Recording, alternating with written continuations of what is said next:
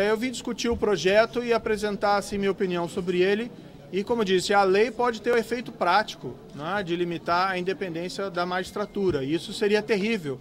Isso não diz respeito apenas à Operação Lava Jato, isso diz respeito a todas as operações de investigação. Isso diz respeito à garantia da liberdade de todo cidadão, porque uma magistratura atemorizada não é uma magistratura livre para realizar o seu trabalho. Então, não penso esse tema em termos pessoais. Eu acho que transcende muito o debate. Eu fui convidado gentilmente para vir falar aqui e a minha preocupação com esse projeto de abuso de autoridade sempre foi que ele fosse utilizado na prática para cercear a independência da magistratura. É importante se ter juízes independentes, é importante também se ter Ministério Público autônomo, é importante também que o agente policial possa cumprir a lei, sem ter preocupação que as suas ações possam contrariar interesses especiais ou interesses de poderosos. Então eu vi com uma única sugestão, e teria outras, mas a minha única sugestão seria uma norma que garantisse que o juiz não seria punido, o juiz, o Ministério Público ou agente policial não seriam punidos por abuso de autoridade quando eles simplesmente cumprem a lei.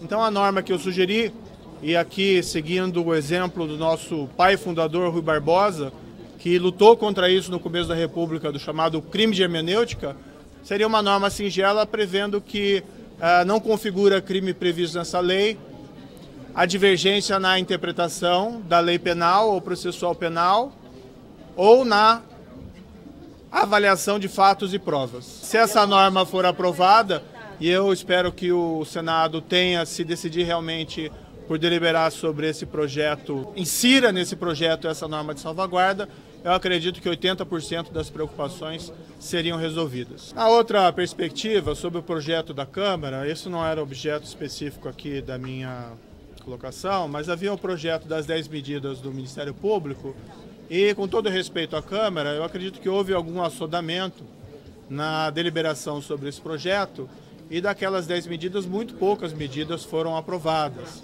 Claro que havia espaço ali para divergência em relação a várias medidas, mas vários institutos importantes que haviam sido propostos nas 10 medidas, por exemplo, confisco alargado, enriquecimento ilícito do servidor público, reportante do bem, ficaram de fora. E do outro lado foi inserido na última hora uma emenda que trata de crimes de responsabilidade e abuso de autoridade, que oferece o mesmo risco, de certa maneira, em relação a esse projeto do Senado. Podem colocar em xeque.